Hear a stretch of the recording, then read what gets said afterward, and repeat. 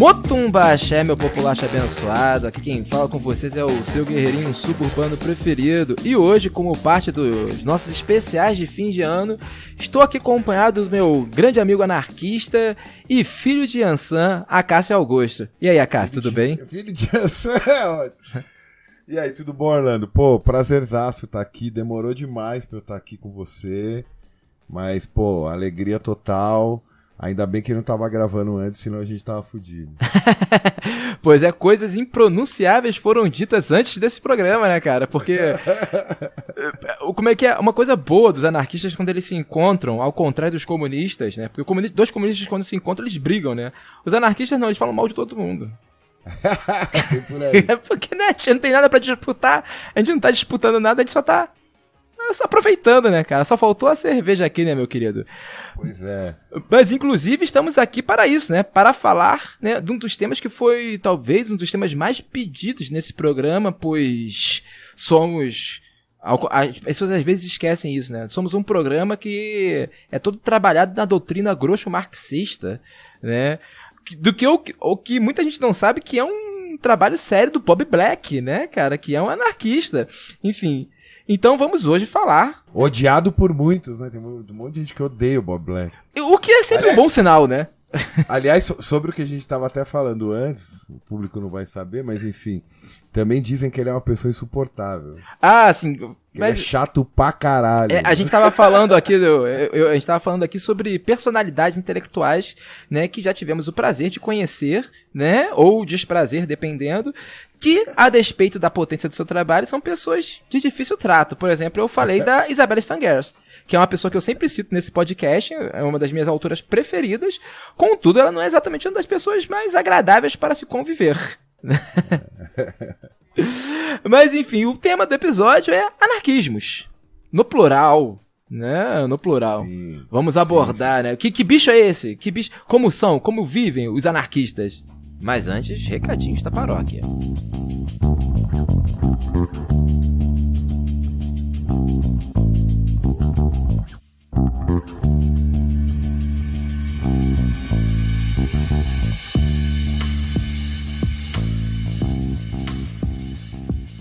Salve, salve, meu populacho abençoado. Então, como muitos de vocês já sabem, esse programa é um bônus, né? Ele é um adendo à temporada 2019 do Benzina, pois tanto eu quanto a Stephanie vamos entrar em merecidas férias, né?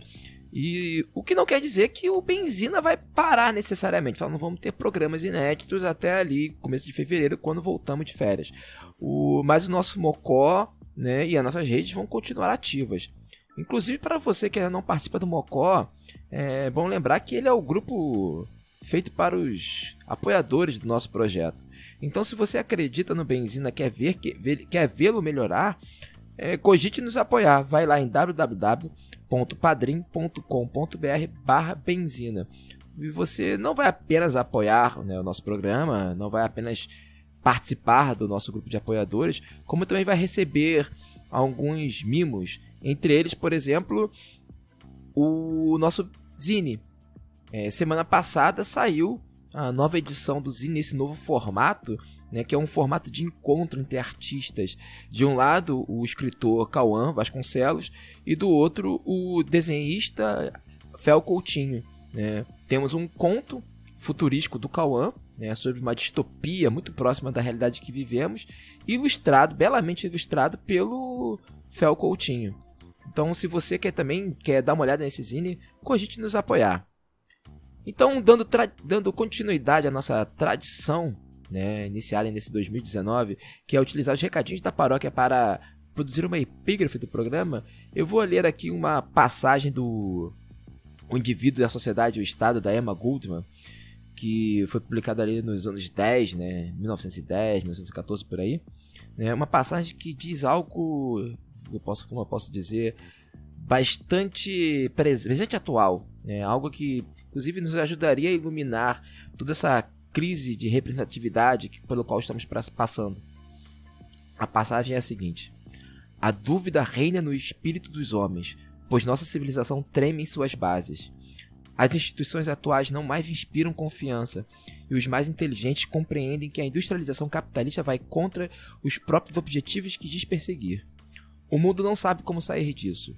O parlamentarismo e a democracia periclitam e alguns creem encontrar a salvação optando pelo fascismo e outras formas de governos fortes. Do combate ideológico mundial sairão soluções para os problemas sociais urgentes que se apresentam atualmente. Crises econômicas, desemprego, guerra, desarmamento, relações internacionais, etc. Ora, é dessas soluções que depende o bem-estar do indivíduo, o destino da sociedade humana. O Estado, o governo com suas funções e seus poderes, torna-se assim o centro de interesse do homem que raciocina. Os desenvolvimentos políticos que ocorreram em todas as nações civilizadas levam-nos a fazer essas perguntas. Desejamos um governo forte? Devemos preferir a democracia e o parlamentarismo? O fascismo, sobre uma outra forma, a ditadura, quer seja monarca, burguesa ou do proletariado, oferecem soluções aos males e às dificuldades que atormentam nossa sociedade? Em outros termos, conseguiremos apagar as taras da democracia com a ajuda de um sistema ainda mais democrático ou devemos, então, cortar o nó górdio do governo popular com a espada da ditadura? Minha resposta é: nenhum nem outro. Sou contra a ditadura e o fascismo. Oponho-me aos regimes parlamentares e às pretensas democracias populares.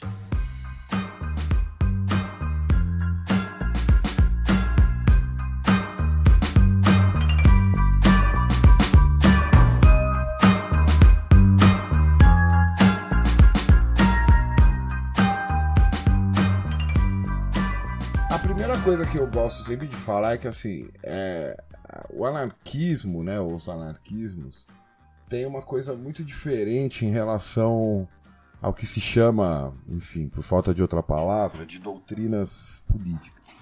Primeiro que assim, não existe uma teoria anarquista. Né? Qualquer um que se arvora a autoridade de falar sobre uma doutrina anarquista está se afastando brutalmente do próprio anarquismo, até porque há uma certa semelhança entre a teoria e o Estado, né? Essa capacidade de determinar os conceitos, as próprias faculdades do pensamento e as faculdades de juízo, né? Pensando aí numa matriz kantiana que funda o Estado moderno também, que tem a ver com o Estado moderno. Então não existe teoria anarquista, até porque assim, os poucos que tentaram em algum momento fazer do anarquismo algo que poderia ser chamado de científico, acabaram não dando muito certo. Acho que o mais notório é o Kropotkin, e mais recentemente o David Graeber. É engraçado, né? Porque ele vai falar ele fala da teoria do pequeno A, né? Porque ele sabe que não dá para falar de uma teoria e ele tenta dizer que existe a possibilidade de uma teoria antropológica anarquista, mas ele se enrola nos próprios argumentos, pelo menos na minha leitura. E não existe uma teoria anarquista também porque o anarquismo não é uma escola. O que eu estou querendo dizer com isso? Se você pensar, por exemplo, no marxismo, né, o próprio nome já diz, ele deriva da obra de uma pessoa que viveu, sei lá, teve suas qualidades, seus defeitos, cagou, mijou, igual todo mundo, odiou, amou. E isso é um problema, porque, sei lá, da mesma maneira que, sei lá, o protestantismo deriva do Lutero, enfim. E, na verdade, isso é comum não só no marxismo, né, mas no pensamento ocidental institucionalizado na universidade, é isso. Então as pessoas são freudianas, marxistas, Foucaultianas, deleuzianas, leninistas, trotskistas, enfim, né? Sempre deriva do pensamento de um sujeito. E quando você olha para o anarquismo, os anarquismos, eles se definem pela prática específica com a qual ele está ligado. Então você tem, sei lá, anarcofeminismo, anarcopunk, anarcossindicalismo, anarcocomunismo, anarcoindividualismo, né? Anarcoveganismo, anarcoqueer. Existem uma infinidade de adjetivações da prática anarquista que, ao invés de se referir a um conjunto de conceitos ou a um conjunto teórico, se refere a um conjunto de práticas, às vezes um conjunto de práticas muito específico. Eu gosto dessa sua definição, Porque pra mim, por exemplo, inclusive é uma coisa que eu sempre falo, meio que te citando, né? Que é uma coisa que você falou uma vez num episódio, se eu não me engano, foi no Teologia de Boteco, né? Que era uma ideia de quem gosta de identidade é policial, né? Porque isso, é a primeira coisa que te pedem, qual é a sua identidade, né? Parado aí. Tipo, mas uma coisa que eu acho que, assim, sempre quando me perguntam, né, eu comecei a me dizer anarquista depois de velho, porque assim, eu me dizia anarquista quando era mais jovem. Depois de velho, quando eu voltei pro anarquismo, porque eu tive uma fase um pouco, digamos, sombria. Obscura. Durante um período trotskista da minha vida, né? Enfim. E aí, quando eu volto pro anarquismo, eu não volto como um regime identitário. Eu digo assim, eu sempre me identifico com algum dos problemas colocados pelo anarquismo. Né? E aí, quando você fala isso, o anarquismo ele se liga a uma questão específica, eu entendo que o anarquismo ele tem a sua relação com um problema específico, né? Por exemplo, qual é o problema da opressão das mulheres, né? Qual é o problema da opressão dos negros? Qual é o problema da opressão, não sei, das camadas populares em algum lugar? Então, assim, você tem como se o anarquismo ele fosse uma espécie de tática que se cria ao redor de um problema específico, como se esse problema fosse uma questão matemática que ele quer resolver aquilo de alguma forma. Né? Então, assim, sempre foi isso que me atraiu pro anarquismo nessa volta, sobretudo, por exemplo, quando eu volto para muito inspirado pro que se chama de anarquismo ontológico, né? Que é baseado num livro pequeno, mínimo, né, do Hackenberg, né, tipo, e de alguns ensaios separados, assim, uns melhores que outros, né, de uma qualidade. O Hackenberg é um desses autores que tem uma qualidade muito irregular no seu trabalho, né? Tem coisas muito boas e coisas muito ruins, né? Mas tem umas questões ali, por exemplo, um texto que eu acho que tem, sei lá, quando ele vai colocar o problema do turismo, né, o problema da máquina do código, né, o problema das insurreições, que tentam se opor ao problema da revolução. Para mim, isso é muito mais potente pensar isso, porque isso se acopla com um monte de problema. Qual era a minha questão? Minha questão era um problema dos povos indígenas, né? Tipo, ou o problema do genocídio do povo preto e pobre, sabe? O que é a minha realidade pessoal. Isso pra mim é muito mais potente porque me permite pensar muito melhor e me equipa, né? Me dar armas pra pensar e pra resistir, né? Não, porque vira primeiro um problema real, né? Um problema imediato. Então, nesse sentido, eu concordo com o que você disse sobre o Hackenberg e dos textos bons dele, né? E talvez o mais conhecido, que é o Zonas Autônomas Temporárias, ele vai dizer justamente isso. Ele fala, olha, a ideia de que, por exemplo, insurreições como a Comuna de Paris ou a Revolução Espanhola foram um fracasso, ela só existe dentro de uma ideia de vitória que está posta numa ordem ocidental estatal, porque elas duraram durante um tempo e durante o tempo que elas duraram elas foram um sucesso. Então, primeiro parte dessa coisa de uma não programática, né? Eu costumo dizer que assim, o anarquismo é um conjunto de táticas que não se submete a uma estratégia, né? Então, por isso também que você não tem uma organização anarquista que define qual... Você tem, né, na verdade. Por exemplo, tem uma corrente que, na verdade, muito curta, do final do 19, começo do 20, e que muitos grupos hoje retomam, grupos pequenos, tal, né, que se denominam especifistas. Eles acham que é preciso haver uma coordenação entre os anarquistas. E aí é muito engraçado que quanto mais eles se aproximam dessa necessidade da ação política programática e de uma estratégia a ser executada, mas eles parecem com qualquer grupo trotskista, com qualquer partido, com as suas, com seus expurgos, com os seus códigos e assim por diante. Mas enfim, como eu também não emito nem caço carteirinha de ninguém, é uma parte do anarquismo que existe também. Mas, também por isso, e muito pelo que você falou, às vezes eu até prefiro usar o termo anarquia do que anarquismo ou mesmo anarquismos, né? Porque tá muito mais ligado com uma capacidade de anarquizar, com uma capacidade de não... como diria o Malatesta, né? Ser anarquista não é só... É uma recusa em obedecer e uma recusa em mandar. E isso é uma coisa que não depende do grande dia, da grande noite, do grande líder. Isso é uma coisa que você faz todo dia. né?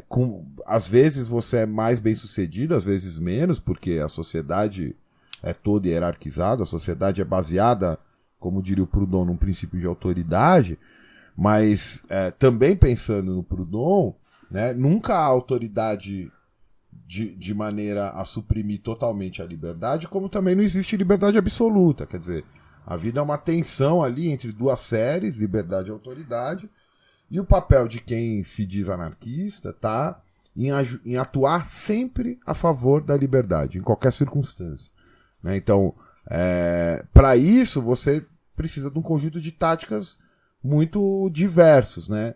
O anarquismo mais contemporâneo, que emerge ali com o movimento antiglobalização e tal, eles vão falar justamente isso em contextos de manifestações, por exemplo, uma pluralidade de táticas. Então, sei lá, às vezes há uma excessiva valorização para o bem e para o mal da tática Black Bloc numa manifestação, mas ela é uma tática entre várias que podem ser usadas e que as pessoas avaliam, inclusive, a possibilidade, a necessidade de usá-las ou não. Então acho que quando você pensa, né, no anarquismo não como uma doutrina, não como uma teoria, você tem essa liberdade tática de interpelar o presente. Então eu também acho que o anarquismo é sempre um problema do presente, tipo, é sempre um problema que está colocado hoje, a partir das lutas de hoje e das lutas imediatas que estão imediatamente relacionadas com você. Então você não vai, porque você é anarquista, bancar o Messias da libertação, sei lá, numa favela, porque é lá que tem que tá. Você vai fazer onde você tá, no seu trabalho, como sempre foi. Né? Os anarquistas, quando criaram sindicatos porque o problema deles estavam ligados imediatamente ao mundo do trabalho.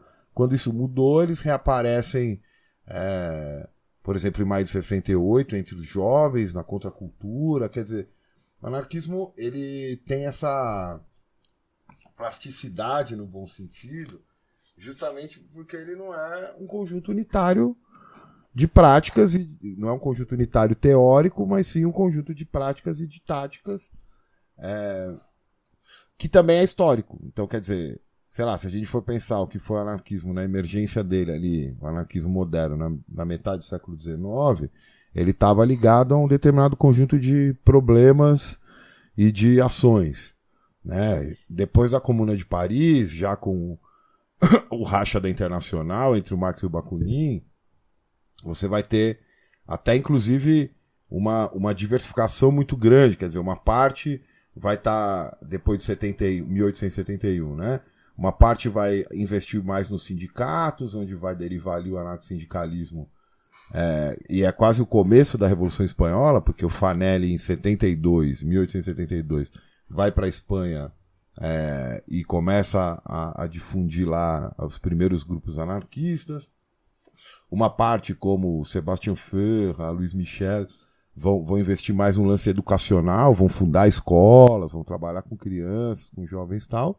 E uma parte vai viver o que foi chamado pelos historiadores como anarcoterrorismo. Né? Então, sujeitos como Emile Henry vão explodir cafés, Ravachol vai viver do banditismo, e do banditismo politizado, né? No sentido, a propriedade é um roubo, então eu vou inverter esse jogo.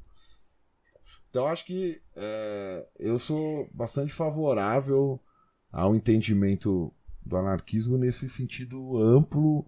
Quer dizer, na verdade é curioso, né? É difícil de falar, porque é amplo e ao mesmo tempo muito específico, né? Porque não é amplo no sentido de que qualquer coisa pode ser associada ao anarquismo, mas é específico no sentido que ele lida com problemas muito imediatos, né? Como dizia a canção lá do RZO, quem quem não é, cabelo à voa.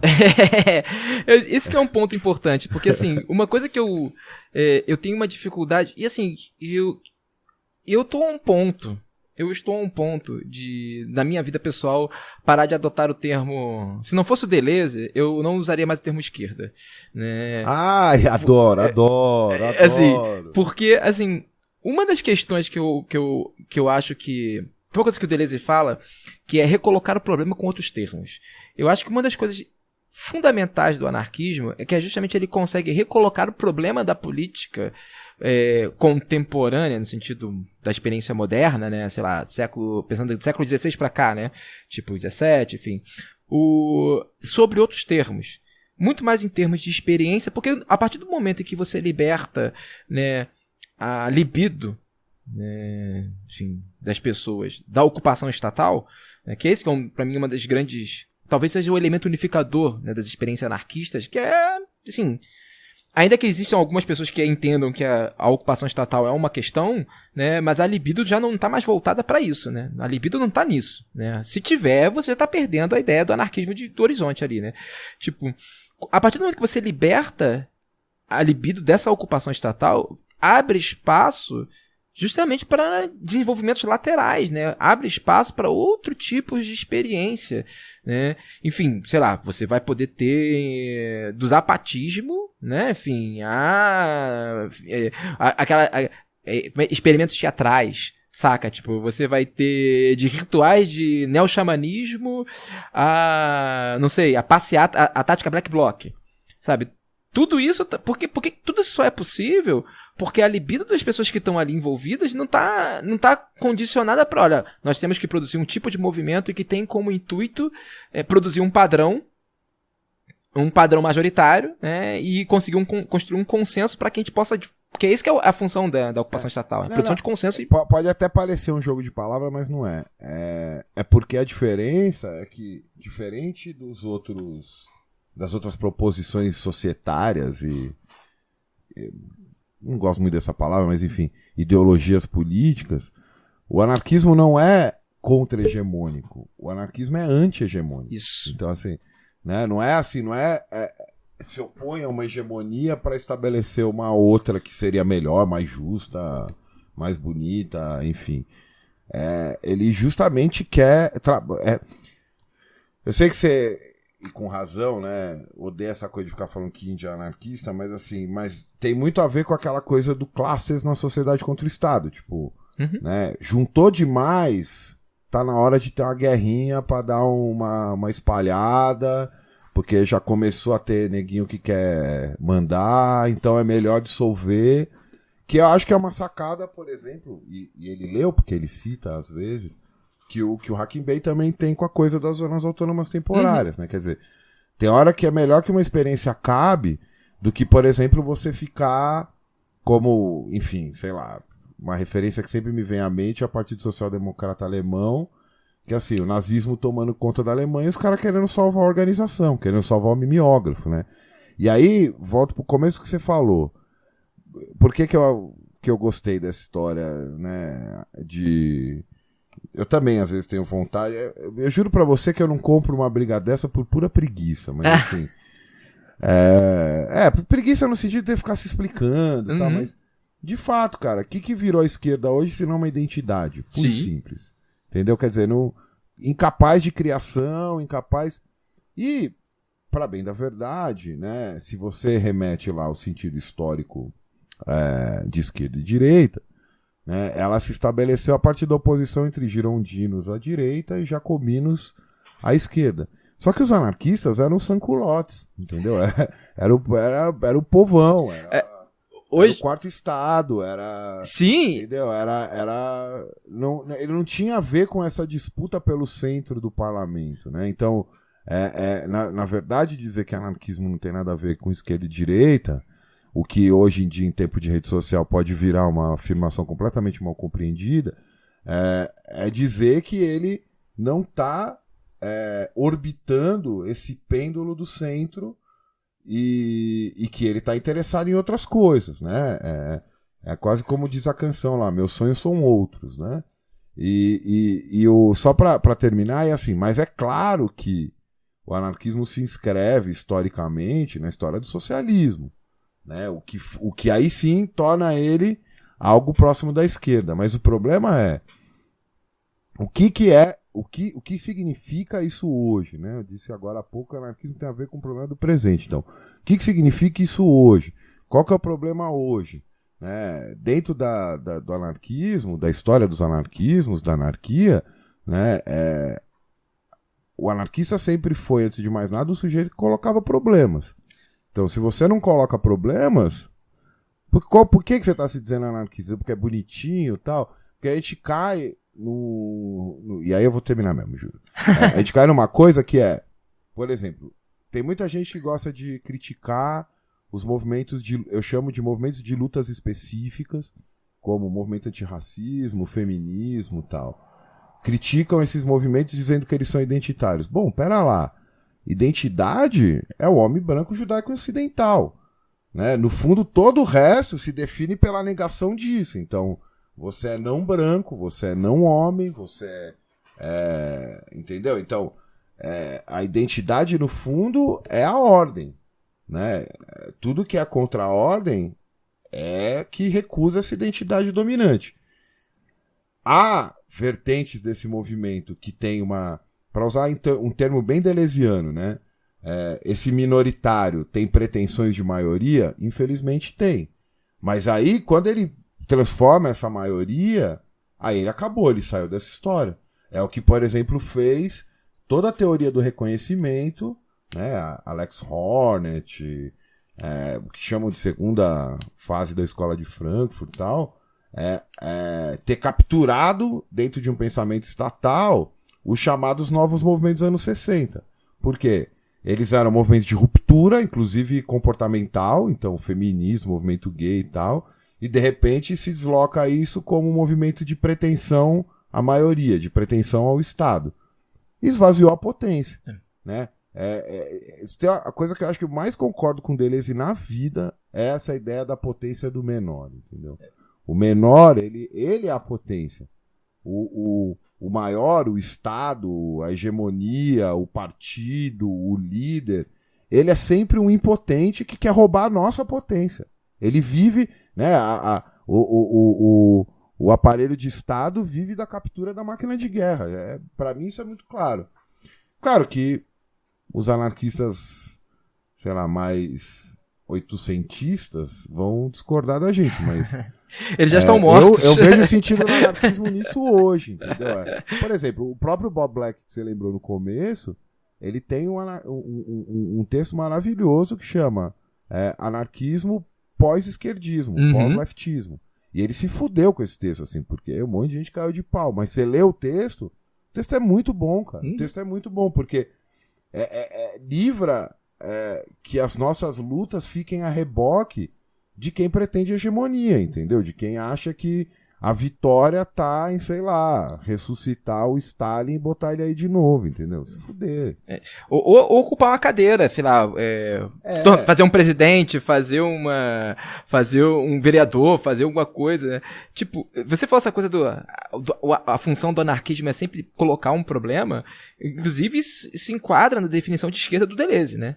Que ele vai falar assim que a função da esquerda é dizer, há um problema, enquanto a função da direita, não há um problema. Né, tipo... E aí tem um ponto, né, que eu acho que às vezes as pessoas... já que o Deleuze foi citado aqui, que é uma coisa que o Deleuze fala que as pessoas... que é realmente polêmico pra muita gente, né? Que não existe governo de esquerda. Né? Não existe Estado de esquerda. E... porque no máximo você vai ter um Estado, um governo que... é um pouco conciliador, que dá alguns acenos para algumas pautas populares, mas ele nunca vai ser porque ele se propõe a ser maioria, né? E aí tem um texto do Agamben, que tá naquele Meio Sem Fim, né? Puta, que é um livraço, cara. São pequenos textinhos, mas que são lindos. Que ele nota uma coisa que eu acho que é importantíssima, né? Que na maioria das línguas modernas, né, enfim, línguas que são relacionadas a estados democráticos, democracias liberais, a palavra povo, ela designa ao mesmo tempo o sujeito do qual emerge o poder e que, por definição, está excluído do poder, né? Tipo assim, o povo é aquele que o poder é exercido sobre, né?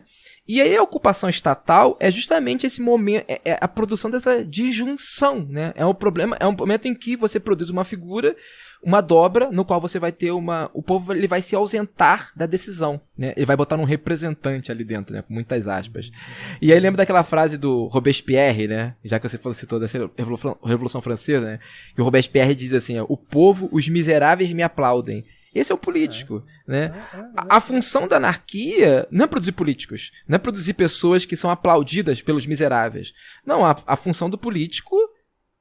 Do político, assim, é justamente, a função do político é justamente produzir essa disjunção. A função do anarquista, né, dos anarquismos, ou da anarquia, é justamente a organização dos miseráveis, né? A organização dos que estão de fora, né? Por isso que a anarquia, nesse sentido clássico, ela não vai ser nem de direita nem de esquerda, né?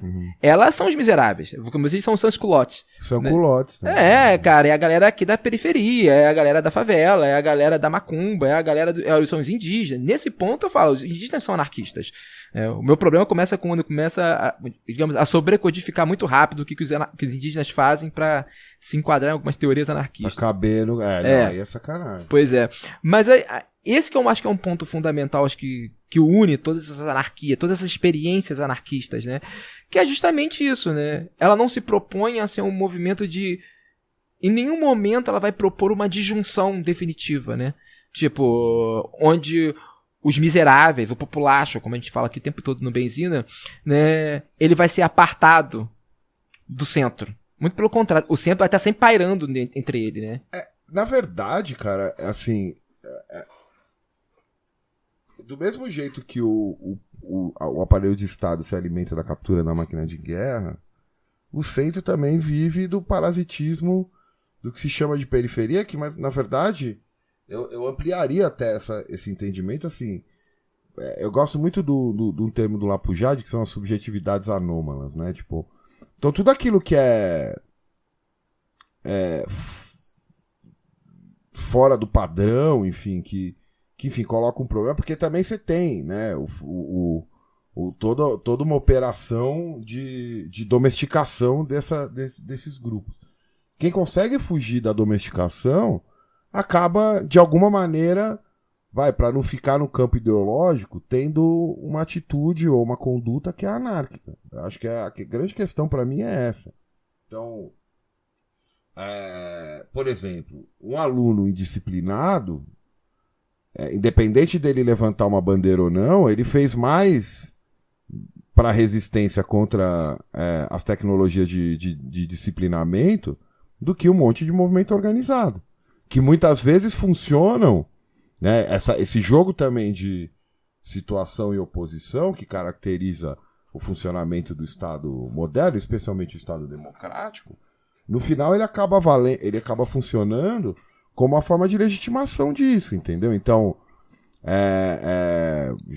você lembrou do Agamben, né? Não é à toa que lá pelas tantas o próprio Agamben vai usar como imagem da resistência a figura do Bartleby. Sim. O cara, assim, acho melhor não. Então, a destituição, a desistência, que principalmente, acho que hoje em dia isso é mais verdade do que nunca, né? Porque o neoliberalismo exige de você um engajamento permanente, né? Então, né, pensa um contexto de rede social, por exemplo. No final das contas, pouco importa se você está xingando o Estado ou não. Importa que você está ali gerando dado, reagindo, né, trabalhando para a empresa de graça, né? Porque você está gerando conteúdo, está movimentando a máquina.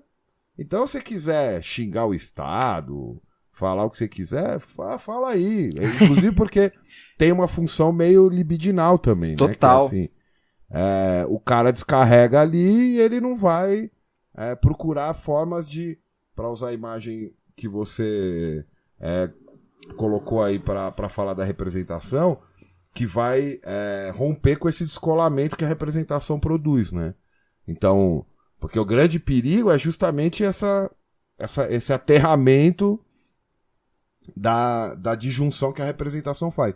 E que eu acho, inclusive, que é o problema político que está colocado hoje, né? A gente está num contexto global que há 10 anos as experiências à esquerda e à direita não conseguem dar resposta a uma crise profunda da representação. Então, sei lá, a gente já teve a primeira onda com o que se chamou de nova política à esquerda, então, né, até outro dia estava todo mundo empolgadíssimo com Podemos, com Syriza, com os novos partidos e tal, e hoje quem se autoproclama nova política é a alt-right, a direita radical, a direita extremista e tal.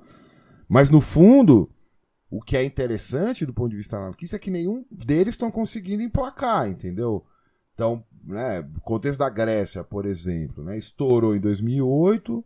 Aliás, amanhã vai completar exatamente 11 anos, porque foi no dia 6 de dezembro que a polícia executou um jovem de 14 anos em Exarcha, o Alex Grigolopoulos. E de lá pra cá, toda hora tem gente na rua. Aí a Syriza ganhou, conseguiu dar uma acalmada, mas aí agora a direita voltou no poder. Então esse jogo é um jogo que alimenta a continuidade do Estado, a continuidade da ordem, né? A questão é sempre quando que... Por isso que assim, eu também tenho várias discussões com os amigos que gostam de colocar o poder constituinte, como que a gente vai fazer e tal. Cara, hoje pra mim só me interessa a destruição. Tipo, eu quero ver tudo em ruínas. E aí é muito louco, né? Porque a destruição, que é tão mal falada na cultura moderna, pô, ela libera espaço, entendeu? E aí, sei lá, ao liberar o espaço, a gente vê o que vai fazer. É como você discutir abolicionismo penal e, tipo, as pessoas falam, o que você vai colocar no lugar da prisão? Pô, não vou colocar nada. Vamos ver se as pessoas encontram formas de encaminhar os conflitos delas sem que alguém tenha que representar, sem que tenha que se remeter a um código formal, enfim. Acho que isso é o grande problema hoje, né? Porque as pessoas já não aguentam mais, entendeu? Quer dizer, a gente tá batendo no teto, pelo menos, de 3 problemas que independem, inclusive, das identidades políticas que as pessoas reivindicam, né? Acho que o primeiro deles é a tecnologia, né? Quer dizer, as pessoas não sabem mais o que fazer com isso, todo jogo que se joga dentro dessas gigantescas megacorporações que governam a vida de, sei lá, milhões de pessoas no mundo inteiro, tem mais poder, dinheiro e gente do que muitos países, né? O segundo é o crescimento absurdo das políticas securitárias, seja no sul global para combater o crime ou que o valha, no norte para combater o terrorismo, as crises, chamadas crises de refugiados e imigrantes ilegais, e o terceiro são as mudanças climáticas, né? Tipo, que as pessoas simplesmente fingem que isso não está acontecendo. E eu acho que o anarquismo ele é uma boa solução para essas 3 questões, entendeu?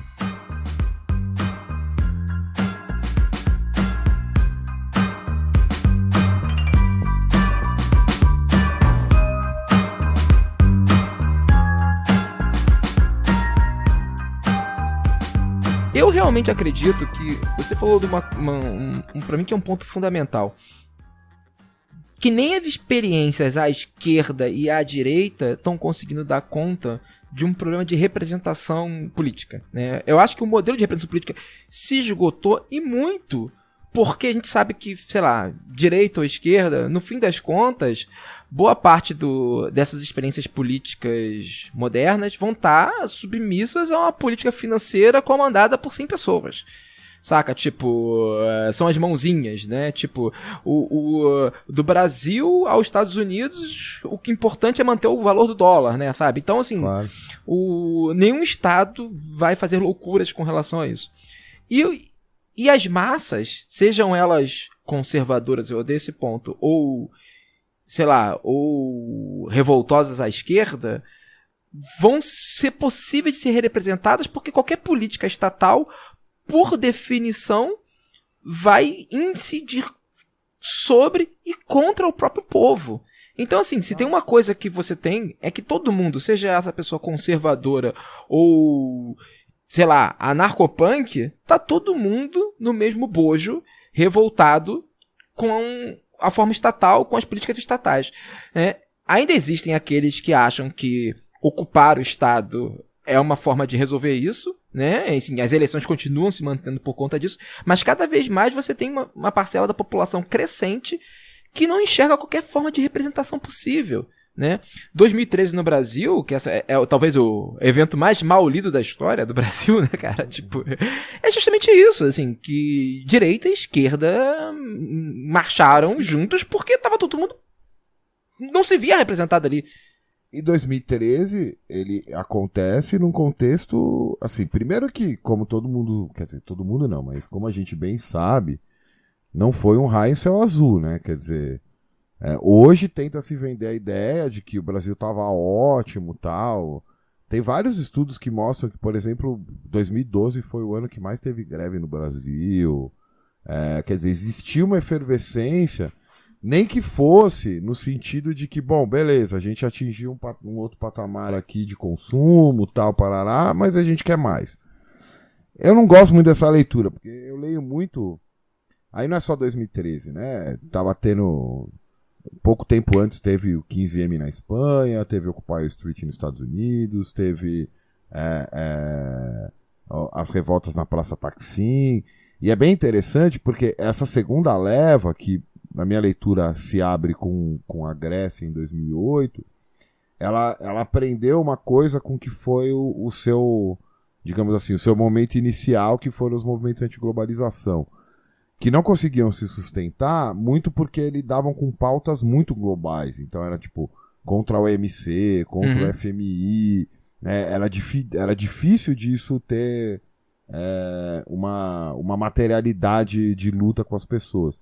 E de repente essa leva começa na Grécia, né? Quer dizer, veja, começa na Grécia em repúdio a polícia ter matado um jovem.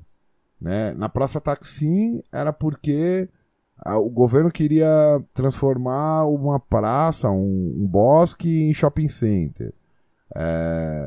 No Occupy foi uma convocação para a leva de jovens endividados com o sistema de ensino superior nos Estados Unidos. Né? Na Espanha estava relacionado também ao esgotamento dos canais de representação e também aos efeitos da crise de 2008 e um crescimento do endividamento, principalmente imobiliário. No Brasil tinha a ver com pelo menos o estopim estava relacionado ao preço da tarifa, ou seja, todos os problemas muito imediatos, né? Todas as lutas muito pontuais que dela derivavam uma crítica mais elaborada ao capitalismo, né? Então, quer dizer, no antiglobalização tinha uma coisa de pensar globalmente e agir localmente. Com essa nova onda, a coisa se inverte, né? Quer dizer, você pensa e age localmente e a partir dali você questiona o conjunto todo. Eu acho que é um ciclo que ainda não se fechou, ele está em aberto, no fundo eu pelo menos leio isso como um contínuo que ainda está variando, mas que, talvez por excesso de otimismo meu, não vai encontrar solução, primeiro, se não lidar com esses 3 grandes problemas que eu acabei de falar, e aí é muito interessante, porque você não vai lidar com o problema da tecnologia se você não quebrar as grandes empresas transnacionais. Você não vai lidar com o problema das políticas securitárias sem desativar os dispositivos de segurança. E você não vai lidar com o aquecimento global se você não tiver uma transformação no modo de vida, enfim, no modo de produção principalmente, e na forma como se extrai energia do mundo. Então, esse ciclo que se abriu não vai ver solução dentro de uma solução estatal, a não ser que seja uma solução estatal extremamente autoritária. Então, esse é um ponto... Esse é o risco. Eu acho que né? a gente caminha para isso. Por exemplo, já para além do que se usa como espantalho para mobilizar voto, né, já tem grupos na Europa, principalmente, não são pequenos, que falam em ecofascismo. Sim, sim. Quer dizer, então, eu acho que a coisa polarizou, para além da falsa polarização governamental, nos extremos entre uma solução de fato finalmente libertária ou uma solução extremamente autoritária. E por quê, né? Para fechar em cima do que você colocou. O século XX experimentou as duas formas e elas fracassaram. Quer dizer, no século XIX você tem a emergência de 3 grandes proposições societárias, estou falando do mundo europeu, né? Então, o liberalismo, o socialismo autoritário e o socialismo libertário, o anarquismo, e salvo as experiências efêmeras, né, ainda não se provou, né, já que gostam disso, a viabilidade do anarquismo, porque o mundo se dividiu a partir de 2 experiências de grandes nações, né, Estados Unidos e a União Soviética, que, salvo o verniz ideológico identitário, provocativamente falando, funcionavam mais ou menos do mesmo jeito. Levas de trabalhadores, governo autoritário.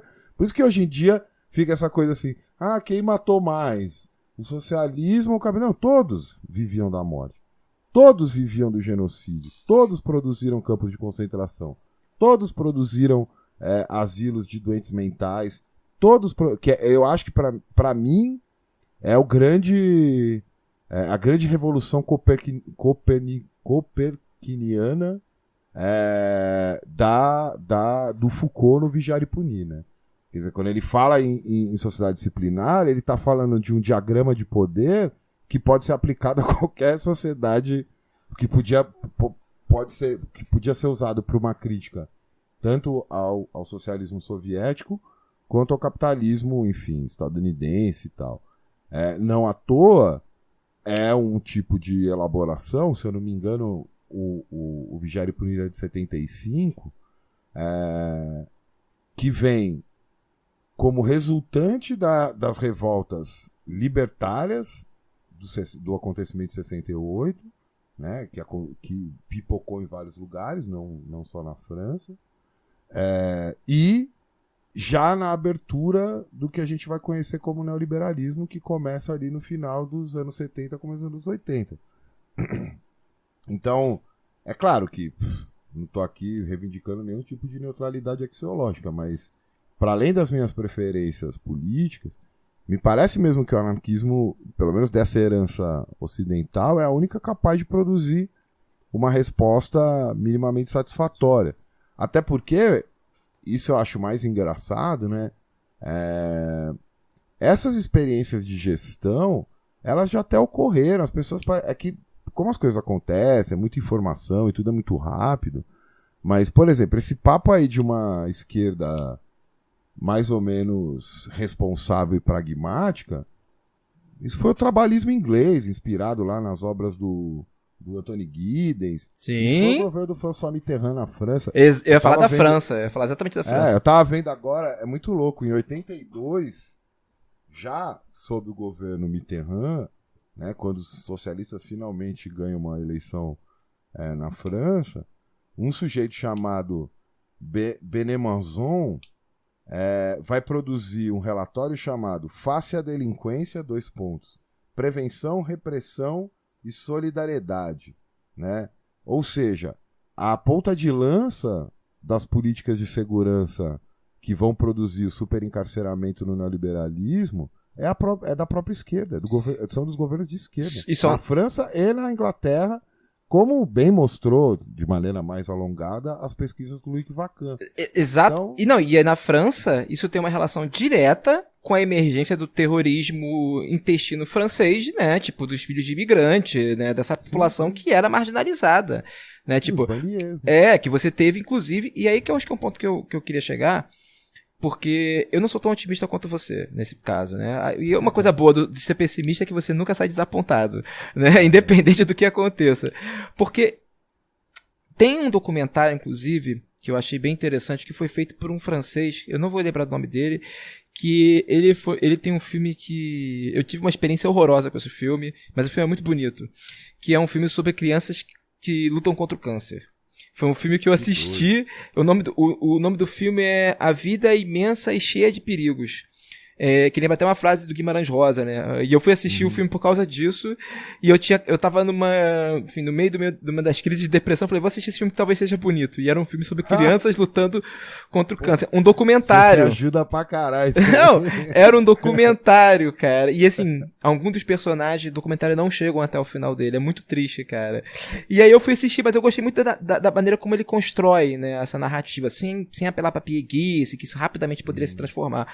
E aí ele tem um outro documentário que é sobre escolas na França, ali no começo dos anos 90, né, escolas da periferia francesa, né, e mostrando muito como esse sistema de encarceramento funcionava com os jovens franceses, que não eram jovens franceses brancos, né, tipo, eram os magrebinos, claro, né, tipo, aquela população vinda da costa da África, os muçulmanos, inclusive, e aí ele começa a mostrar, por exemplo, o começo de um movimento de resgate, de certa forma, de organização societal anárquica, né, que começa, assim, a revelia do Estado, de uma espécie de insurreição muçulmana acontecendo ali, das pessoas se convertendo, voltando, sabe, ao Islã, como uma forma de se auto-organizar, porque já que o Estado estava ferrando eles, né?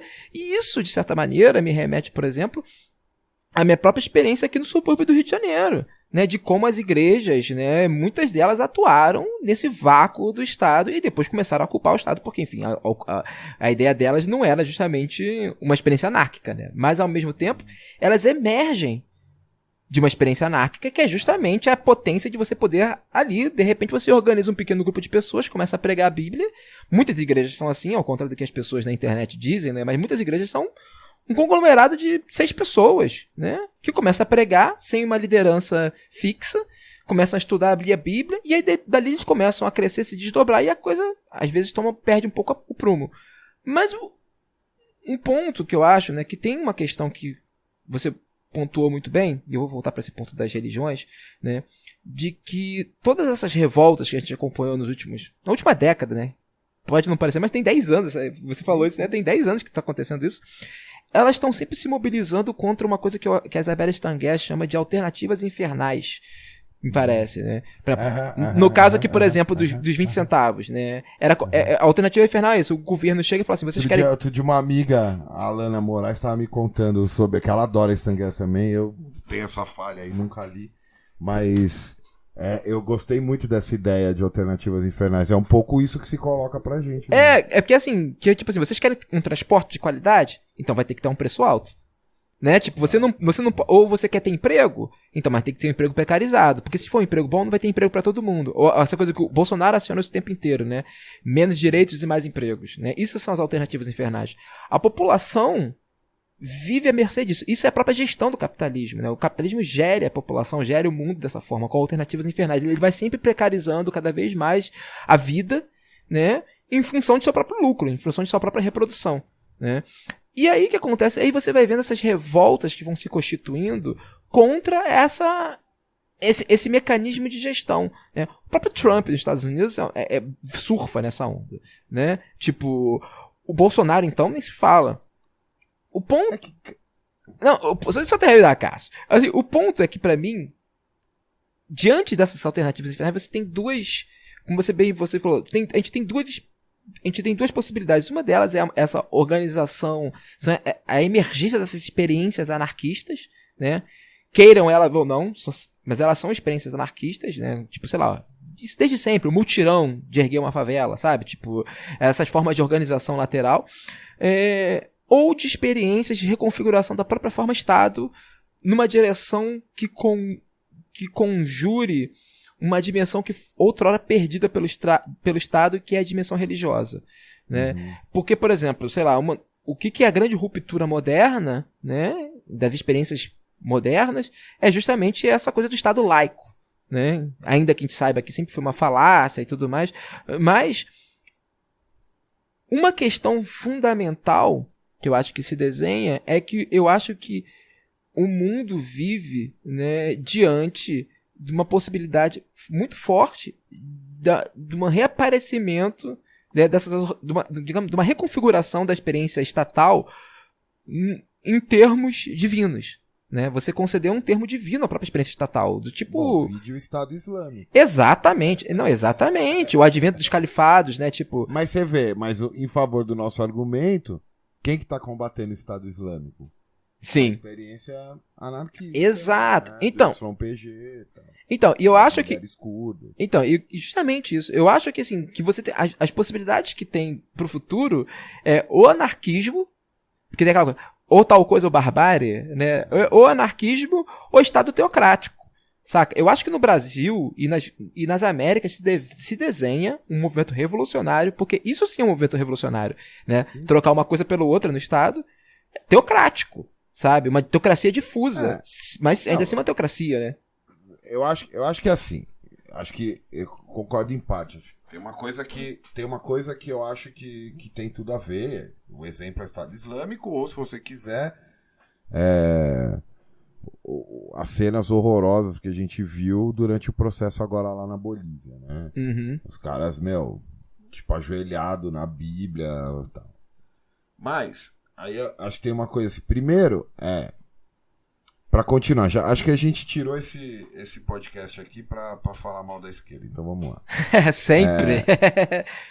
Pensa no Brasil, porque eu não sei se eu leria essa mobilização suburbana, periférica tal, das igrejas, como algo que começou meio auto-organizado e depois tomou outra forma. Porque talvez elas já estavam respondendo a uma coisa. Talvez elas já se constituíam com uma certa reação. Por quê? Tipo, os anos 80, né? Finzinho da ditadura, abertura política e tal. O que você teve? Você teve a emergência. Agora vamos falar de Brasil mesmo. Já que a gente tá falando muito de mundo, vamos falar de Brasil. Cara, já crise filha da puta. O endividamento gigantesco, né, dos países, tal, toda a questão da imposição das agendas do FMI e tal. E você tinha uma série de revoltas não politizadas, entre aspas, né? Por exemplo, você acabou tocando em uma delas, né, os mutirões para a construção de casas populares.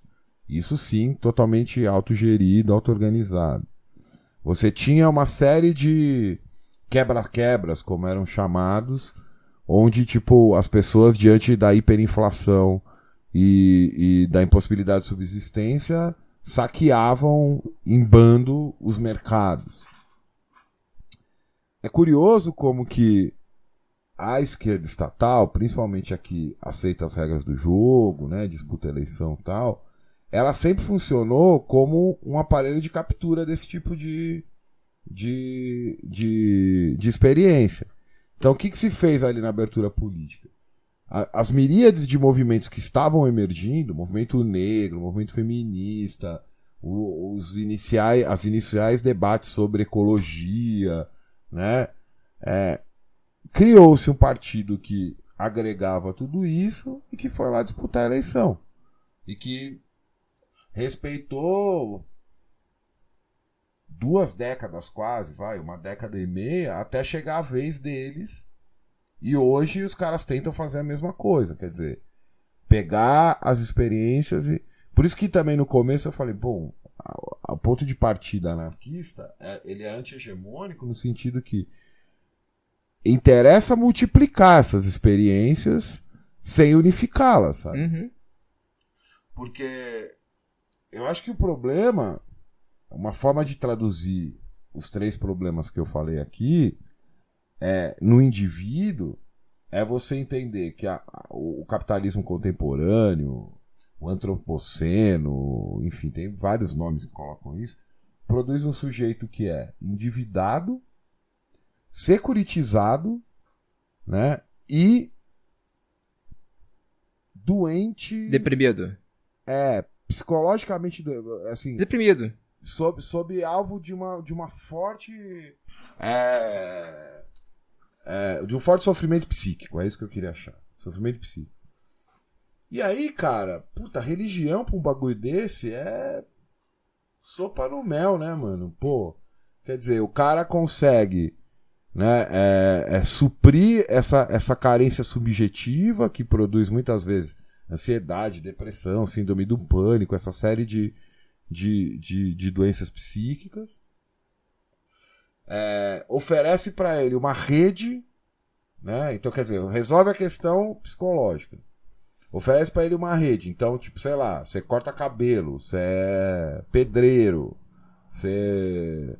Sei lá, qualquer tipo de atividade de pequeno talento que você tenha, você tem uma rede, não, vamos cortar cabelo lá no cabeleireiro do irmão, vamos fazer a unha com a irmã, né? E a segurança, você administra,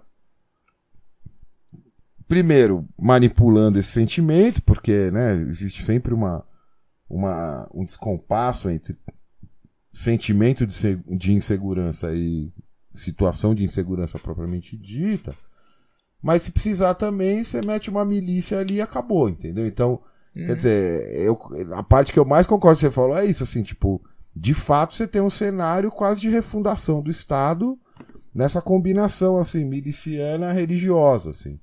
E aí é foda, porque quando você pensa no Brasil, mais do que a gente ser o simples efeito de uma onda global da direita alternativa, né, da alt-right, talvez a gente esteja fundando uma experiência aí, mano. Sim, eu acho que coisa... sim. Eu acho que sim. Porque é muito louco como, de repente, ela vai fazer um encontro disso que em jargão antigo a gente poderia chamar de lumpen, entendeu? Quer dizer, essa lumparada que tá dentro das igrejas, né?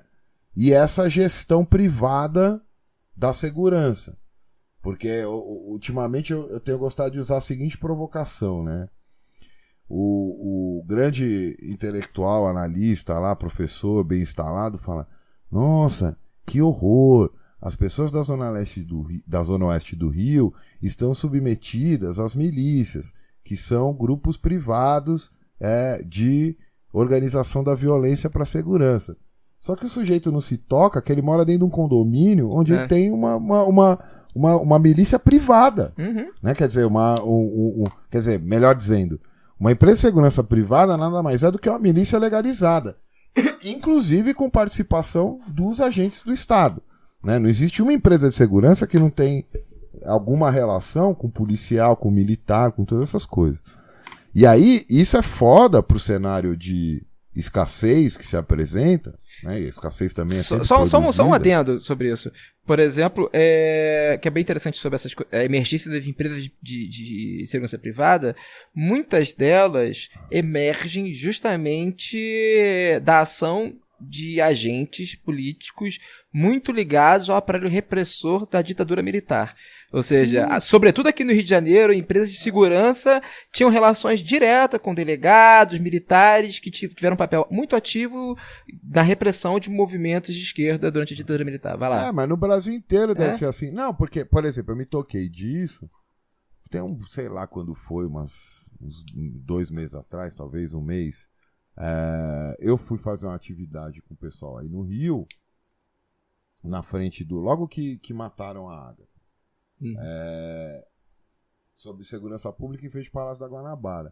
E aí um menino da Zona Oeste veio conversar comigo, falei sobre segurança privada e tal, né, do mercado da segurança, e falou: não, pô, você tem razão, tal, pô, lá na minha área a milícia já anda com carro identificado, com adesivo, assim. Quer dizer, o lance dos caras é ser legalizado. Sim. Os caras não querem, né? E como forma se aproxima muito do que é essa organização privada da segurança nos condomínios de luxo, enfim. Né?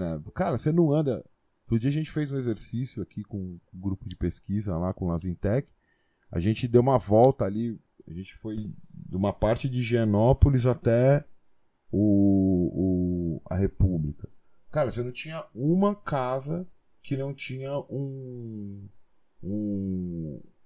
uma plaquinha de alguma empresa de segurança ali. E aí, assim, para fechar, o que isso tem, que isso significa? Significa que não o Bolsonaro, talvez, mas enfim, esse movimento que criou o bolsonarismo sacou uma coisa muito terrível e muito importante do capitalismo hoje, que é: não tem lugar para todo mundo. Então, fica do meu lado que eu vou matar todo o resto que ameaça a gente. Então, quando eu disse otimista, é mais no sentido assim, tipo, brincando, tem a ver com, bom, é isso ou anarquia, porque a capacidade que esses caras têm, assim, de se ampliar né, em cima desses 3 problemas, né, tecnologia, securitização e mudança climática, e em cima dessas 3 características subjetivas, né, endividamento, sofrimento psíquico e vontade de segurança, medo de estar inseguro, cara, é gigantesco. Então, e aí que eu acho que, assim, para não parecer que era picuinha nossa, né, no fundo, Nietzsche dizia que tem um aforisma do Nietzsche que diz assim: criticamos comumente os autores que não gostamos, quando na verdade deveríamos fazer isso com os autores que gostamos. Então, no fundo, eu acho que eu também gosto de criticar tanto a esquerda, porque eu preciso falar, gente, vamos, né? Aí a questão é, cara, você tem que compreender essa dimensão subjetiva do neoliberalismo, entendeu? Ficar simplesmente num conjunto de identidades que você fala, olha, então ser de esquerda é ser assim, assim, assim, assim.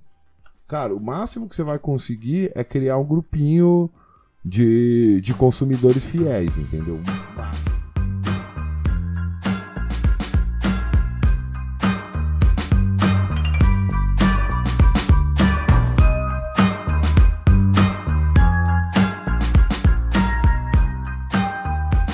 Recentemente, nós vimos uma tática, que pra mim é uma tática, né, como qualquer outra que a gente tá falando, tipicamente anarquista, sendo capturada por essa máquina identitária à esquerda, que é a Antifa, né? Sim. Ao ponto de que nós temos esse oxímoro, conceitual, que são os policiais antifascistas. Acácio, abra seu coração, fale sobre isso. Como diz o Cascão do Trilha Sonora do Gueto, a linguiça tá mordendo o cachorro, mano. Não é possível. Porque policial antifascista, cara, é assim.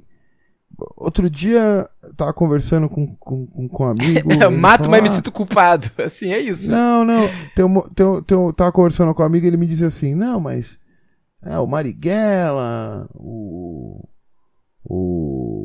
sei lá quem. Falei, bom, mas primeiro que era um outro mundo. Segundo que até onde eu sei, sujeitos como Marighella, tem outros exemplos. Por exemplo, tem um anarquista que eu acho importantíssimo, infelizmente pouco conhecido, brasileiro, chamado Florentino de Carvalho, que na verdade era o pseudônimo do Primitivo Soares. Que ele foi militar também. Só que o que aconteceu? Ele era militar, ele leu A Conquista do Pão do Kropotkin e pediu baixa. Então, a questão não é nem assim, não é que é a impossibilidade de um sujeito que é anarquista, que é policial, se tornar um antifascista. Só que, cara, você tem que pedir baixa da corporação, cara. Tipo, não dá pra você dizer que você combate um tipo de política de extermínio, sendo que você é agente desse extermínio. Tipo, é incompatível, sabe? E no fundo, acho que isso revela um problema maior quando a ideia de antifascismo vira uma ideia de frente que junta coisas que são muito diferentes. Acho que esse é um problema, entendeu? Então, quer dizer, sei lá, o Felipe Neto antifascista, entendeu? Nossa, porra, mano. cara. Não sei. Nem sei se isso é verdade. Eu pensei Sim, mas isso seria muito possível. Qualquer merda é antifascista, entendeu? É como a polêmica de hoje, né? Tipo, cara, desculpa. Eu, até onde sei, nunca vi nenhum traço abolicionista penal no Freixo. Então, é óbvio que ele vai votar com o pacote segundo as negociações que ele vai fazer ali. Entendeu? Quer dizer, ele, o partido dele, os grupos, a público cativo dele. Claro que eu sempre vou encher o saco e achar um absurdo que ele tenha votado uma coisa dessa, mas não no sentido de se decepcionar. E eu acho que assim, não sei se eu devia estar falando isso aqui, depois, se você achar que é demais, você tira na edição. Você corre um risco gigantesco, que é criar um canal muito confortável de infiltrar gente em movimento. Sim. Entendeu? Sim. Quem que vai dizer que esse policial é realmente antifascista ou ele está aqui só de P2, entendeu? De espia. Sim. Sabe? Sim. Ou mesmo em contextos onde o povo todo de um determinado bairro é criminalizado, você vai chegar pra pessoa e falar, não, esse cara aqui ele é polícia, mas ele é legal. Mano, até explicar que esse focinho de porco não é tomada, fio, já rolou muita água aí, entendeu? Então, eu acho que também tem horas que vira um qualquer coisa, dependendo das pessoas, entendeu? Tipo, vira uma coisa que é assim, não, todo mundo que quiser pode se dizer antifascista. Não pode. Eu iria até mais longe, porque o antifascismo, por exemplo, criou situações muito incômodas para os anarquistas historicamente. Quer dizer, eles sempre viraram... A Revolução Espanhola talvez seja mais evidente. Eles viraram bucha de canhão para neguinho depois passar trator em cima. Então, literalmente. Literalmente. Então vai lá, os anarquistas são doidão, eles vão lá e depois eles que vão ser criminalizados. E outra, é óbvio que no entendimento até meio deleuziano, Foucaultiano de fascismo, a gente vive uma época fascista. Mas não é mais fascismo histórico, não, é outra coisa. Sim. E eu acho que essa outra coisa, e aí a maioria das pessoas que se dizem antifascistas não se tocam disso, que nem a direita fala que a esquerda é bandidólatra, né, defende bandido e tal. A gente precisa então, já que é para ser um enfrentamento radical, como foi o antifascismo lá na década de 20 e 30, na Europa, a gente tem que perder o pudor de falar, sim, eu defendo bandido sim. Defendo mesmo, sabe? Não quero, tipo, porque sempre vira uma coisa, por exemplo, esses casos que causam comoção, né? Isso sempre teve, mas o mais emblemático, ou pelo menos o que faz a divisão da nossa era contemporânea no Brasil, da nossa política contemporânea no Brasil, é o caso Amarildo, né? É impressionante como o caso Amarildo só virou caso Amarildo porque se insistiu mais de uma vez que o Amarildo era um trabalhador, era um pedreiro, lá. E aí sempre fica aquela coisa não dita que é, bom, então quer dizer que se o Amarildo fosse um traficante, podia sumir com o corpo dele? Né? Como fizeram a provocação na época, a liderança do Amigo dos Amigos, que era o Playboy, roubou um monte de moto lá no pátio da polícia e depois postou uns vídeos com um fuzil simulando nado sincronizado lá no Complexo Maria Lenk. Os caras foram lá e simplesmente executaram o cara, sabe? E aí, assim, desculpa, mas enquanto você não entender que a execução de um bandido fascínora cheio de homicídio nas costas é tão intolerável quanto a execução de um trabalhador, não adianta ficar lutando contra o fascismo. Dei o exemplo brasileiro, vou dar o exemplo global. Simplesmente se esqueceu, e nem se fala mais nisso, que o governo dos Estados Unidos sumiu com o corpo do Osama Bin Laden. Sim. Isso não tá certo, cara. Sim. Sim, Osama pode ser o que ele for, enfim, sei lá o que ele era, o que se criou em torno dele. Agora, como que em rede mundial, com todo mundo assistindo, se some com o corpo de uma pessoa e tá ok? Quer dizer, o CIAS, né, o que era o grupo especial do Exército dos Estados Unidos, violou a soberania do Paquistão, tipo, sem avisar o governo paquistanês, capturou um cara dentro do território paquistanês, sumiu com o corpo do cara e, pasmem, não foi nem o George W. Bush, nem o Bush pai, nem o Donald Trump, nenhum redneck alt-right estadunidense, foi o queridinho da esquerda brasileira que na época dizia que o neoliberalismo tinha acabado, Barack Obama. Isso tem uma coisa que é importante, né? Assim, você me conhece, sabe que mais que eu concordo com isso. Inclusive, uma coisa que eu odeio é o termo trabalhador para dar dignidade a alguém, né? Tipo, trabalho é a origem de porra nenhuma.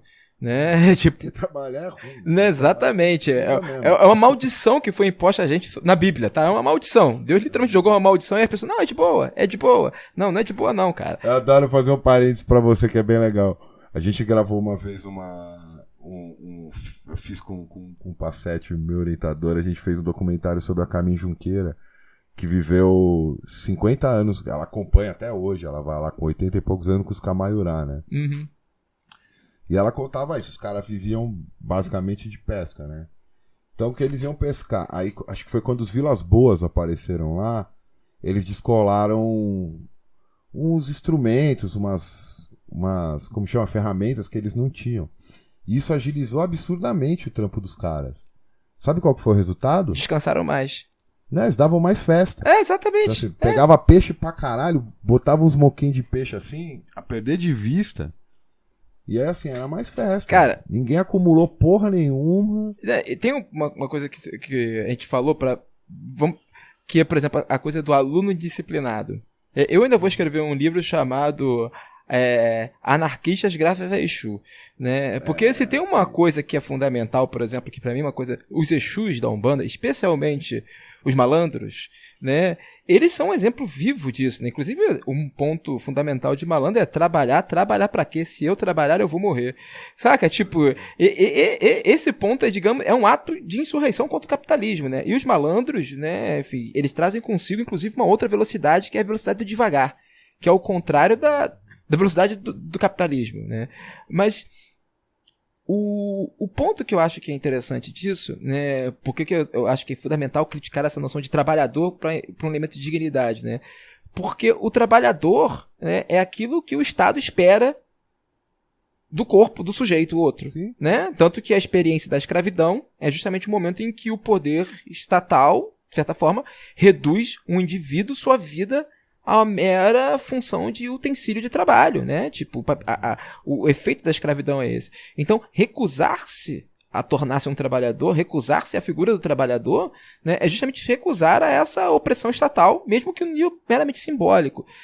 E uma coisa que as esquerdas, digamos, afeitas, né, que têm a sua libido sequestrada por essa imaginação estatal, não conseguem, né, digamos, compreender isso, que é justamente elas são fascinadas com a ideia do trabalhador, né? Vide o próprio nome do grande partido de esquerda do Brasil, né? Tipo, que, assim, como se tão somente estes fossem dignos de alguma dignidade humana, né? Se você não trabalha, se você é um vagabundo, né? Você não merece nada. Tanto que, inclusive, até hoje, passa-se muito pano na primeira experiência de gestão de segurança pública usando o exército pós-ditadura militar, que foi a ocupação da Maré, né? Tipo, Pois é. E assim, feita pelo partido de esquerda, para garantir o sucesso de um empreendimento, né, de um grande evento público, né, cara? Então, assim, é impressionante como... O grande evento público... Não, um grande evento privado, né? Um grande exemplo privado, né? Assim, que inclusive privatizou várias regiões do Rio de Janeiro. Pois é, não, e assim, isso que é uma coisa impressionante, né, Tim? De como a libido das esquerdas está capturada ao ponto de que seu próprio vocabulário, de sua própria imaginação, não ousa ir adiante disso, né? Não ousa dizer assim, não, eu defendo a vida, eu não defendo o trabalhador, né? Tipo, eu defendo, inclusive, experiências que me parecem opressivas. Pouco tempo atrás eu fiz uma provocação no Twitter, né, dizendo para as pessoas, vem cá, vocês são a favor de abolicionismo penal ou vocês falam isso só para parecer bonitinho na foto? Porque vai conversar, por exemplo, quando o tema, como se fosse falar de incels, né, quando você vai trabalhar com temas espinhosos, né, tipo como abuso sexual, sabe, como, sei lá, crimes violentos, cara, você vê emergir na esquerda, no campo das esquerdas, toda sorte de discurso, que tu fala assim, cara, essas pessoas só estão discordando do Bolsonaro por uma questão estética. Porque, por exemplo, sim. No Twitter, teve gente de esquerda defendendo castração química. Pois é. Olha lá. Assim, cara, tipo, eu falei, por que vocês não votaram no Bolsonaro, bicho? E assim, e aí, por um outro lado, eu tô usando esse limite pra falar assim, mesmo... pessoas que não chegam a esse ponto vão concordar com a existência de prisões, com a existência de polícia, né? Tipo, ao ponto de que as pessoas falam, não, a gente pode ver no estado, como é que é? Pra voltar pra polêmica do dia, né? Não, derrubamos o pacote do Moro porque senão ele faria surgir um estado penal. Oxe, assim, qual estado não é penal? Isso é um pleonasmo. O estado penal é pleonasmo. Mas sabe que acho que tem a ver com isso também, assim. Não lembro, acho que foi numa conversa lá em BH, lá na Casa Invisível. Tem uma coisa que o Foucault retoma da crítica dele ao Kant, que eu acho bem interessante. Ele diz assim, olha, a grande questão kantiana era descobrir, que tem até o quadro que o Paul Gauguin pintou lá na Martinica, né? Que é o Quem somos, de onde viemos, para onde vamos. E isso vai redundar numa coisa que o Kant dizia, que é o Estado como categoria do entendimento. Então, no limite, isso é até uma leitura que se faz errada da direita, do neoliberalismo. O neoliberalismo é um estatismo, é um extremo estatismo. Por exemplo, o neoliberalismo fez o malandro trabalhar, né? Então, toda a criminalidade que tinha a ver com uma recusa ao trabalho e tal, hoje organiza grandes empresas internacionais que faz um produto que na origem custa $800, no produto final custa 80 mil. Enfim. Mas que é o Estado como categoria de entendimento, e o Foucault dizia assim, olha, e é uma afirmação bem anti-identitária, né?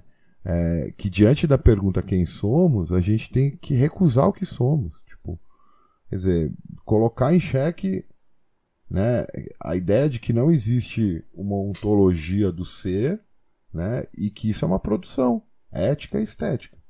Então, não adianta assim achar que o Estado é um monolito, que um dia a gente vai juntar um bando de black bloc e quebrar aquela porra. Ele precisa ter que ser quebrado em si antes. Tipo, né? Idem para a ideia de polícia, por exemplo. Você provocou, mas é impressionante como o tema mais não aceito ultimamente quando eu converso e tal, é porque que eu não acho que é ok policial ser antifascista. Porque também aí cai numa coisa meio, de novo, né? Que na capa parece de esquerda, mas no fundo é puro liberalismo, né? Que como que o cara não pode ser o que ele quer, entendeu? Não, mano, ele não pode ser o que ele quer. Só pra fazer um adendo disso, inclusive eu acho que esse esgotamento da política, bem típica do neoliberalismo, as pessoas meio que compreendem a política. Por isso que, por exemplo, eu o tempo inteiro eu fico falando, gente, vamos parar de fazer check-in em manifestação, vamos parar de fazer check-in em reunião de política, sabe? Tipo, cara, política não é um jogo, né? A gente tá falando de vida das pessoas, né? Então quando você fala assim, da possibilidade de abrir policiais antifascistas, eu concordo com o que você disse, você abre uma brecha muito complicada, sabe? Sobretudo, por exemplo, para falar de movimento de favela, sabe? Movimento em lugares com ação de grupos de extermínio, como é onde eu vivo. Bicho, não tem como. Você tá acariciando o lobo chamando ele de animal de estimação, sabe? É complicado. Né? Como já dizia, é do Black Alien ou é do... Benegão. Do Benegão, né? Benegão, do Planet Ramp. Acariciando o não lobo. Não conseguem diferenciar banqueiros de bancários. Mega traficantes de meros funcionários. E assim continuam. Eu não lembro. É mentira, é mentira. É muito louco esse. É da hora. Mas eu acho que essa é uma questão. Então, por exemplo, quando você diz que um policial pode se dizer antifascista, primeiro que você está reduzindo o antifascismo, as experiências anarquistas a um mero jogo, a uma mera brincadeira virtual, a uma mera marcação de posição política que vai se dar num debate no sentido do parlamento inglês. Não, bicho, a gente tá falando de questões de vida e morte, porque como se tratam de problemas atuais e problemas do populacho, na maioria das vezes, né, a gente tá falando de problemas muito, na maioria das vezes, quando a gente tá falando de antirracismo, né, a gente não tá falando só, sabe, de representação na novela, né? A gente tá falando de genocídio da população preta de vida e morte, na favela, sabe? Tipo, então assim, a gente não tá falando, não é um jogo pra lacrar, não é um jogo pra, sabe, produzir coisa, ou fazer um banner, porque a moda virou banner, né? Aquele banner, como é que é? Sometimes antisocial, but always antifascist. Porra, meu irmão. Pelo amor de Deus, né, cara? Assim, esse que é o ponto, né? Tipo, a gente não pode deixar... Acho que uma questão que eu acho que é fundamental do anarquismo, né? Das experiências anarquistas, enfim, da anarquia, eu acho que é justamente essa religação da política com a vida. Né? Da política com a vida. E que eu acho que existe uma outra religação... E é por isso que eu vejo o problema dessa religação... pela emergência de estados teocráticos. Né? Porque ou talvez um reconhecimento de que a política é essa teologia laica que a gente tem que recusar. Por isso que eu gosto de falar de antipolítica. Porque tem a ver com essa coisa assim de... Aquela coisa do Spinoza, que o Deleuze também recupera, né? O que pode um corpo, né? Quer dizer... não se trata de um rol de escolhas como se faz no mercado. É assim, qual é a sua potência, né? Como que você consegue... Eu brinquei lá no começo, né? Com o verso da RZO, quem não é cabelo à voa. Não é no sentido de querer dizer que tem um que é mais, outro que é menos, tal. Não, cara. Sabe? Tipo, tem uma coisa que você consegue performar durante um tempo, mas a vida é feita de... Eu não gosto muito dessa palavra, mas assim, a vida é feita do que é de verdade, entendeu? E no fundo eu sempre acho que as pessoas sacam isso, sabia? Elas não se enganam, não.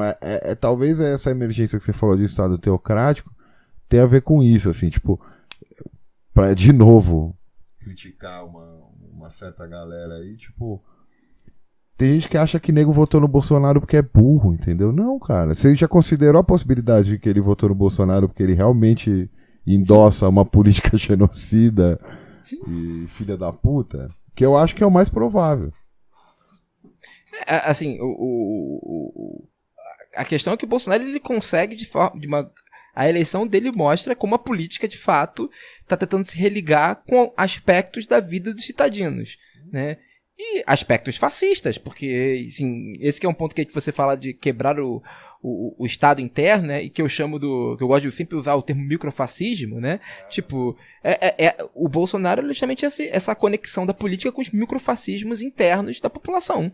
Né, assim, e microfascismos que inclusive a esquerda secreta com uma rapidez muito forte, né, enfim, quando começa o discurso punitivista é uma delas, mas não só isso, né, essa busca contínua de uma identidade, né, tipo, purificada das esquerdas, essa coisa toda, é um discurso que encerra em si um microfascismo, né, que é um poder de decidir o que é o que não é, né, quem pode ou não pode participar da brincadeira. Saca? Tipo, esse que é um ponto complicado, né? Tipo, da coisa.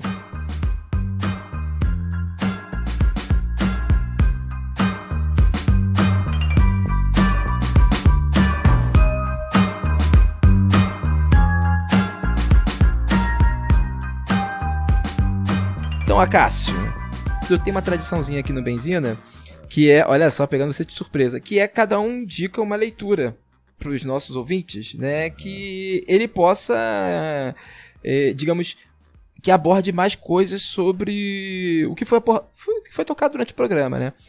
Eu vou sugerir, eu vou jogar no 442 aqui, que é aquela coletânea, os grandes escritos anarquistas, né, que foi feita pelo Woodcock, né.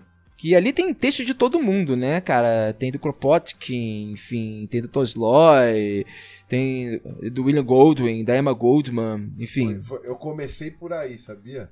Olha só. Esse livro de um professor de história no colégio, cara. Pensei que fosse pelo punk, junto que nem eu. Não, a questão já era punk. Eu era punk e andava com anabola e tal. Aí primeiro colegial, um professor virou pra mim e falou assim: você é anarquista, então você tem que ler isso aqui. Ele me deu esse livro. É muito bom. O livro dele sobre história eu não gosto muito não, mas esse, como é uma coletânea de textos muito bons, cara, tem um trecho que me marcou mais quando eu li. É um trecho da Alma do Homem sobre o Socialismo do Oscar Wilde, que chama A Desobediência, a Virtude Original do Homem. Eu amo esse texto. Que ele diz assim: tudo que aconteceu de bom na história da humanidade foi porque alguém decidiu em algum momento desobedecer. Cara, ó, o que eu falei talvez poderia indicar uma série de coisas. Assim, por exemplo, eu adoro um curso do Foucault que chama Coragem da Verdade e tal, mas Acho que sobre o que eu falei, talvez a indicação mais correta seja O Homem Revoltado do Camus. E tem um livro, quer ver? Peraí. De um historiador chamado James Joll, que chama Anarquistas e Anarquismo. Que é uma bela história também, assim, do anarquismo. E vai, um terceiro, vamos ficar com 3. Um terceiro que toca um pouco também nessas questões de proximidades e distanciamentos entre o anarquismo e o marxismo, que é de um cara que vem do marxismo, ali luxemburguista, e acaba indo mais pro fim da vida pro anarquismo, que é um livro que chama O Anarquismo, do Daniel Guérin. É uma boa introdução também. Pô, o do Joel, cara, é que é foda. Todos esses livros de história do anarquismo que foram escritos ali mais ou menos na década de 60 e 70, eles foram escritos como se eles estivessem falando de... Por exemplo, o George Woodcock é o mais representativo, né? Porque ele escreve, eu acho que o livro dele é de 65. E ele termina dizendo assim, mas aí nisso o anarquismo morreu e ele deixou de ser relevante e tal, aí ele tem que escrever um pós-fácil depois de 68. O Guérin foi mais sagaz, o dele inclusive é tido como um dos livros que inspirou 68. E o Joel é um livro interessante, mas ele também acaba dizendo assim que o anarquismo se restringe a uma experiência cultural, tal, que tinha, né, ele aproxima tanto dos anabatistas, assim, no pré-moderno, aos depois, assim, o que foi o movimento hippie, o movimento de contracultura e tal, que eu não tenho nada contra, eu acho que isso tem tudo a ver com o anarquismo, mas às vezes reduz o anarquismo como uma espécie de, sabe assim, aquela coisa que você é quando é mais novo, tal, e depois você amadurece. Gostar de punk. Gostar de punk. E aí amadurece e vai ver coisa boa. Eu não gosto muito disso. Inclusive, tu falou dessa experiência dos anabatistas, eu lembrei daquele livro, O Que? Caçador de Hereges, feito pelo Gumbing. Esse livro é sensacional. Mas, Acácio, tu quer deixar um recadinho final pra galera? Como é que o pessoal te encontra? Projetos futuros? Quer vender um Monza 88, o único dono? O que tu quer fazer? Cara, eu não sei nem dirigir, mano. Aliás, isso é um dado interessante. Eu não sei dirigir mesmo, assim. Eu não sei nem ligar um carro. Somos dois. Não, cara, finalmente eu participei do Benzina, eu tô feliz com isso, achei legal. Tamo junto, vai voltar mais vezes aqui. Então é isso, meu povo, espero que vocês tenham gostado e lembre-se sempre, nunca foi sorte, sempre foi Exu. Uma nova revelação, você sempre soube, mas ainda não tinha compreendido. Uma nova humanização, a nova geração, passando de mono pra estéreo, em vários tons. É sério, é sério, é sério. O microfone, meu megafone, tome emprestado. Um pouco da minha energia tem sobrando pra todos os lados.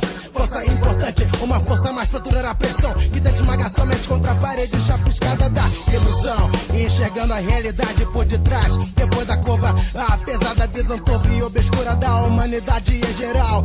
Miopia espiritual, pegou geral. Dignidade, simplicidade, infelizmente se tornaram um artigo de luxo na atualidade. Falta de vontade, disparidade entre discurso e atitude são os maiores pilares dessa situação. Escala profética, patética, na qual nos metemos, pela qual vivemos e morremos, algumas vezes mais pra aprender, reconhecer a todos como irmãos, os mais evoluídos, outros não, mas todos com sua missão. Uma nova visão, uma nova visão, uma nova visão, uma nova visão. O microfone, meu megafone, passando de mono pra estéreo a sua compreensão. Uma nova visão, uma nova visão, uma nova visão, a nova visão. O microfone, meu megafone, passando de mono pra estéreo a sua compreensão. Na real, discutir sobre o fim da violência é quase que total perda de tempo, paliativo. Nem o sujeito mais socialmente ativo irá conseguir mudanças minimamente palpáveis. Praticamente apenas praticará o esporte mais popular da humanidade.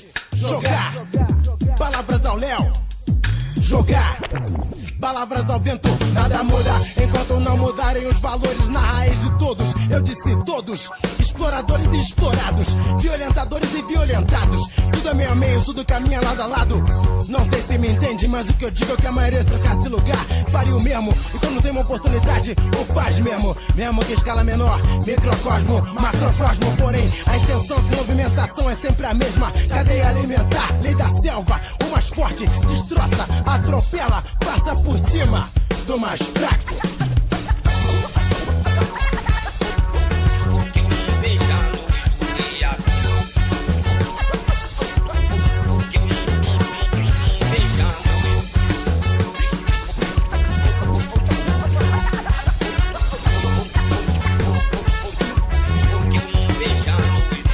consumismo, supervalorização da matéria. O lado espiritual, ou seja, o real, ficou na miséria.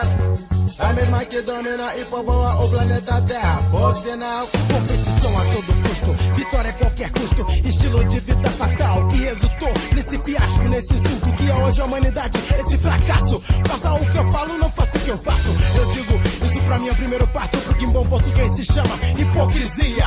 Como é no alto clero, como é em Brasília.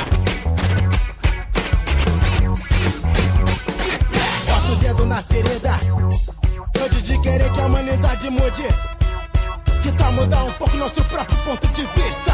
Uma nova visão, uma nova visão, uma nova visão, uma nova visão. O microfone, meu megafone, passando de mono pra estéreo a sua compreensão. Uma nova visão, uma nova visão, uma nova visão, uma nova visão.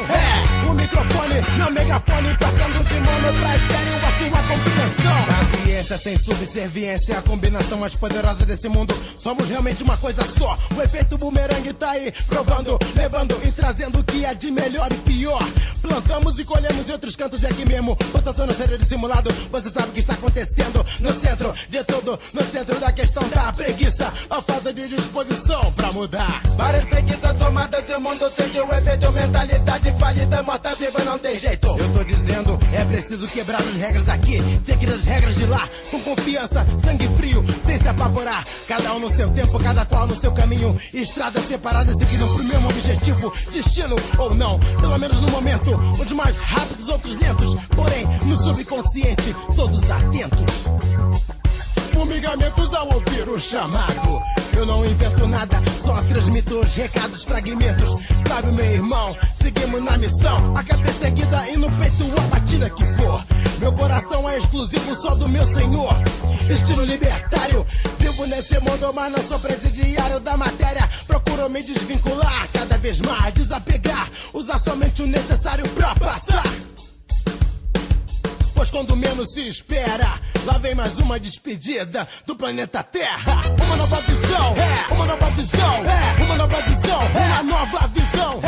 O microfone, meu megafone, passando de mono pra estéreo a sua compreensão. Uma nova visão, uma nova visão, uma nova visão, uma nova visão. O microfone, meu megafone, passando de mono pra estéreo a sua compreensão. Uma nova revelação, você sempre soube, mas ainda não tinha compreendido. Uma nova humanização, a nova geração, passando de mono pra estéreo em vários tons. É sério, é sério, é sério. Eu disse uma nova visão, uma nova visão, uma nova visão, uma nova visão. O microfone, meu megafone, passando de mono pra estéreo a sua compreensão.